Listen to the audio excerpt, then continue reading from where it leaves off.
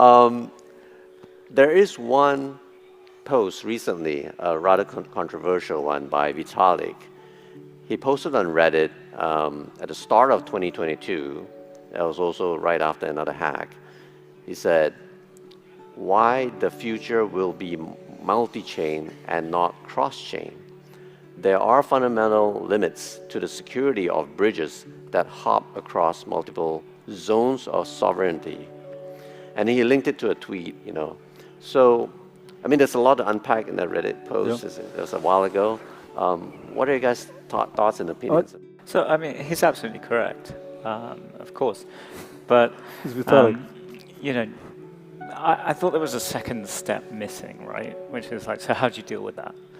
I think it's relatively, in some ways, straightforward to deal with, which is that essentially the risk of what he's describing diminishes over time. The more blocks you get, the less likely you are to get a reorg that happens, 500 blocks back. Right? You may get reorg in the next 10 blocks, the next 20, whatever. The further it goes back, the less likely you are to have a reorg. We solve that with collateral.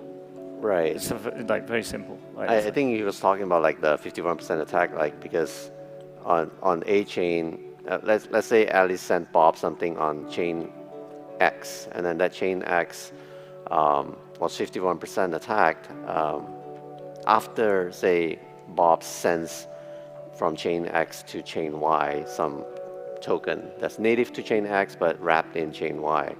So the recipient on chain Y might think that they have a token, but if a 51% attack happens on chain X, then you don't really, Bob didn't really have the token to send it to begin with. So what happens then?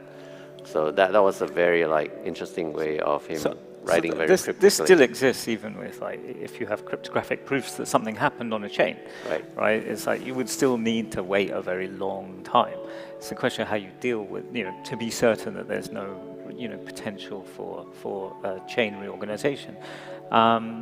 So, it's how you deal with it. How, we want, users want speed. They want to be able to bridge quickly. They don't want to wait 3 days for their token. Otherwise, we can go back to the old banking system.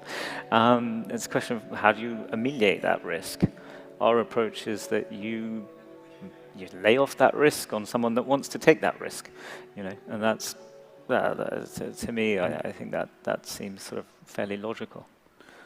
Mission Control, we have liftoff.